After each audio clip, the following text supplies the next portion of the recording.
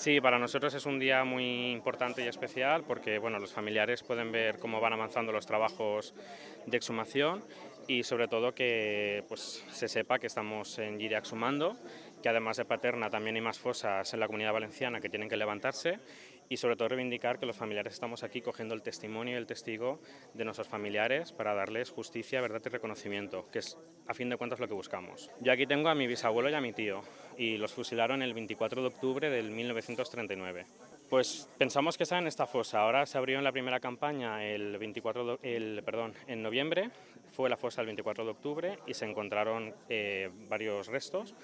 Y ahora estamos abriendo la del 30 de octubre y pensamos que es ahí donde también pueden estar. Entonces estamos a la espera, sobre todo de que salga una identificación, que fue una cruz y una llave, que mi bisabuela y mi tatarabuela puso para identificarlos. Y ahí nos dará la pista, pero bueno, más o menos estamos en el camino y hoy es un día importante para decir, lo hemos conseguido, estamos aquí y los familiares teníamos razón sobre todo, ¿no? Porque las mujeres, que yo siempre reivindico a esas personas mayores que ahora nos acompañan, pusieron cruces para que en el futuro nosotros pudiéramos venir y poder identificarlos. Pues yo para mí es una satisfacción personal, porque han sido 4 años de lucha, sobre todo a las administraciones públicas también decirles que tengan más empatía con los familiares, que solamente buscamos cerrar heridas y cerrar capítulos de nuestra vida.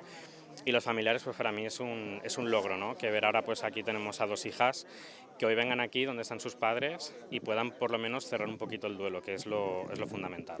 Yo quería también buscar un poco de justicia. Pasaba mucho el tiempo, yo pues me hubiera gustado saber un poco más de mi vida, de mi familia, hasta que tuve la oportunidad en el 2017